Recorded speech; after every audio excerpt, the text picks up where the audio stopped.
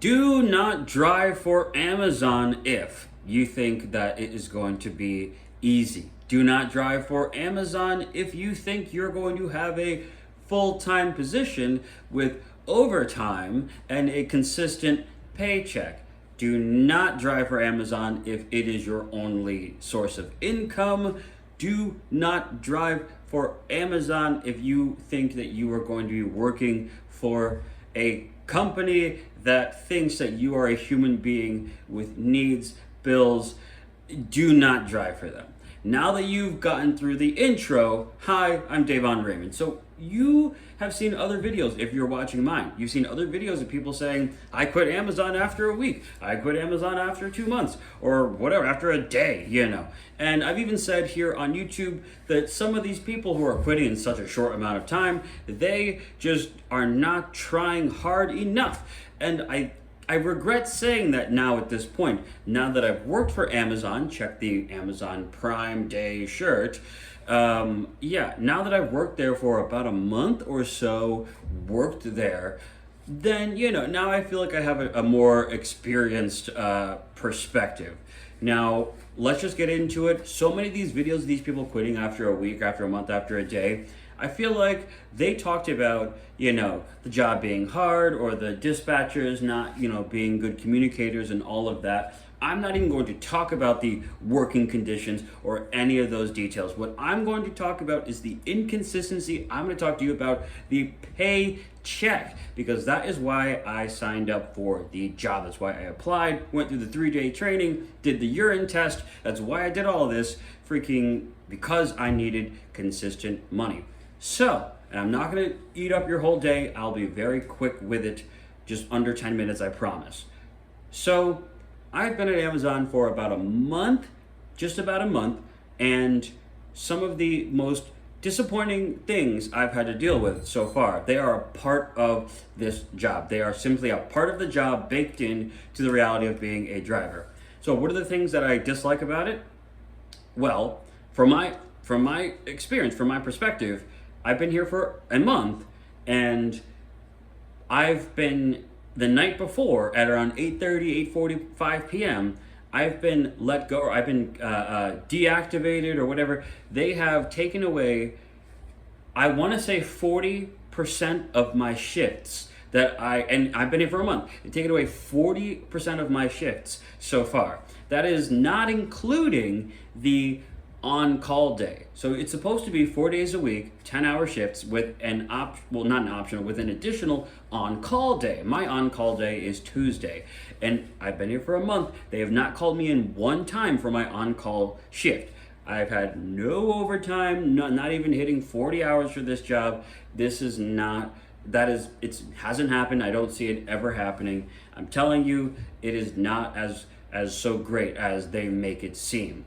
So 4 days a week plus the on-call day, I have not been called in once, and multiple times, sometimes multiple times within like a week, and a week for Amazon is again 4 days, you know what I mean?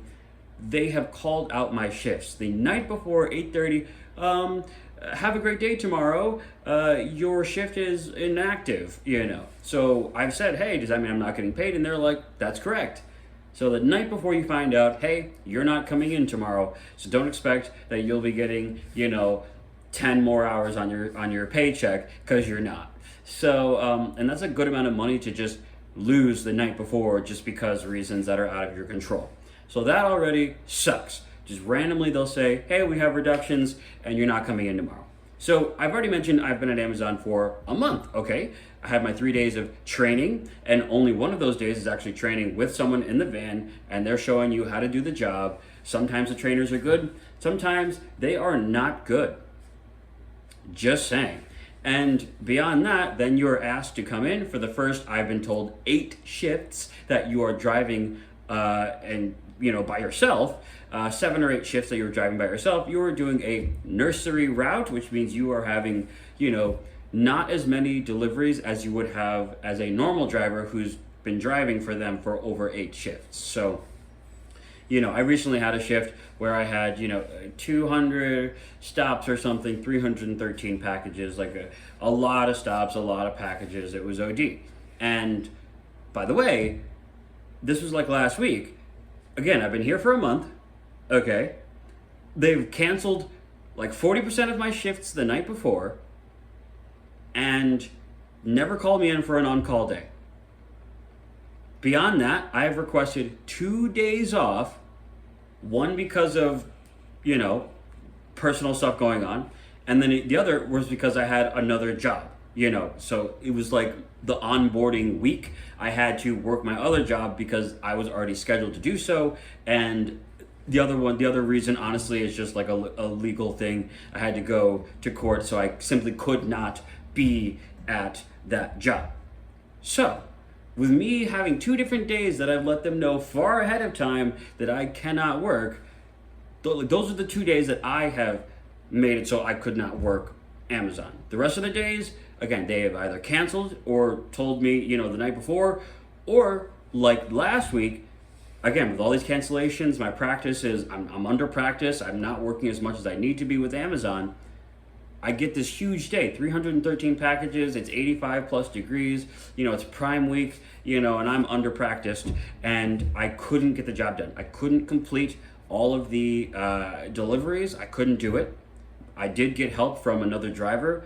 Actually, 2 drivers. They came to my van and they took a chunk out, and another driver came and took a chunk out, and another driver, or the same driver, came back like an hour later and he took even more packages out of my van, the 313 package day. And I still, on this 85-degree day, still figuring out how to do this, still, trying very hard, couldn't complete the packages. It was like, I don't know, X amount, maybe like 40 packages or something that didn't get delivered. I had to bring it back to the job. So this is the first day I've ever not completed. I've had help before, but this is the first day, the highest amount of packages I've ever had, I couldn't complete it. So I expressed this to my boss. I'm like, hey, this is, yes, it's hot, and yes, it's been a long day, but ultimately, I haven't been in practice. I haven't been doing this enough and frequently enough so I can be up to speed doing this on a regular basis. You guys have canceled me left and right. And, basically she was like, well, look, this is the standard that we have for Amazon and our DSP, and unfortunately, you didn't make the cut today, so your next shift tomorrow, you're suspended. You cannot come into work tomorrow because you did not deliver, all of your packages. So, to me, I just shook my head and I'm like, okay, cool. So, you cancel 40% of my shifts, and you tell me on the shifts that I actually do get to come in and work that I did live up to the standard, so then you cancel another shift. So my complaint about not having enough driving time in order to get into the pace of doing it on a regular basis, you are making it worse by suspending me. So my point of all this is to believe, oh, and by the way, I've got text messages from the management, they send everybody, and they're like, this job is not going to get any easier. You need to get better, you need to get better at this. And I'm just scratching my head, get better on the days that you actually allow us to work?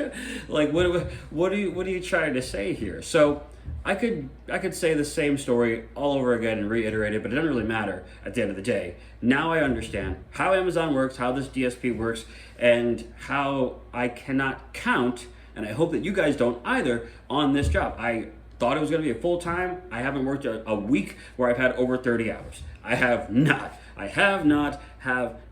okay? Through no fault of my own, maybe 1 or 2 of those days I called out way ahead of time, days or weeks ahead of time, because of important things, either other obligations or legalities. Simply, those 2 times does not equate to me not having 40 hours for this amount of time. So, guys, I have another job where I do like a weekend kind of thing, and I like being able to pick up hours over there. I really thought Amazon was gonna be there for me so I could do as much work as I could, work hard, maybe get overtime, and definitely at least get full-time. That was not the case at all. I cannot count on this job for rent, and if I had a mortgage, I definitely couldn't count on it. Okay, there's just too much inconsistency, letting you know the night before, canceling you because you couldn't live up to the standard. This is what I'm talking about, guys. It is just not something that is realistic if you are an adult and you need that as a job. It's not even worth it to have it as a second job, in my opinion, unless you are just go with the flow. You can freaking, get shit done and you're a badass and you don't mind if they cancel, hundreds of dollars throughout the week just because oh, we're facing reductions. And you're okay with that? Psh, all right, go right ahead. You're a beast. You're a boss, whatever. Me? Absolutely not. I cannot wait to put in my 2 weeks, and that is what I'm going to do. I'm not just going to quit like all of these people on YouTube. I cannot wait to put in my 2 weeks, and I'm probably going to do that maybe in a couple of days, just because there's no point in me trying to lean on this job thinking it's ever going to get better when there are pitfalls that are set up as a part of their policy. If for whatever reason you do not live up to the standard, or for whatever reason you're expecting to work a full week, be prepared for your shifts to be canceled or for you to face suspension. I cannot continue it if I ever want to live a normal life where I can pay bills. So, do not drive for Amazon if you need money consistently, because you likely will not be getting it. Anyway, I thank you so much for listening to my rant. And by the way, I'm sure some of you are going to be like, oh, this guy just heated because he got suspended, or he didn't work hard enough in order to live up to the standard, or whatever. You can have those comments. It's been days since I've been suspended, and I've made other content posted. I thought about posting, I was like, nah. I'm going to give it some more time. But truly, I'm not heated. I'm not heated. I'm not, so bitter and uptight. The reality is I've lost hundreds of dollars through them because of Amazon. I've lost hundreds of dollars and so much working time canceled. It is not something that I can actually count on, not even for like $300. I can't count on it. I really cannot. So with that being said, I thank you guys so much for watching. Comment below if you have your own Amazon horror story, or I guess, you can message me directly on like Instagram or something. Let me know, hey, check out this video of this person saying a similar thing. I'd love to see it, because I'm sure there's a bunch of videos out there of people complaining with the same exact problem. And it's just sad. It really is. People who go through all the drug tests and training and all this stuff, they are expecting to be able to work their butt off and get this money. And when you are faced with, the middle finger 40% of the time, it's really sad. That time, energy, and effort and whatever can be put into something that will actually pay you on a consistent basis. And that is where my mind is at. That's the direction I'm headed in. So again, I thank you guys so much for watching. Comment below, let me know what you think, and I'll see you. Oh yeah, share it with your friends too if they're thinking about working for Amazon. Maybe you're a parent and you're like, my son or my daughter said they want to work and drive for Amazon. Just think again. If they really need a job, just know what this comes with, and it's not what you're thinking. Thank you so much for watching. I'll catch you next video. Until next time, peace.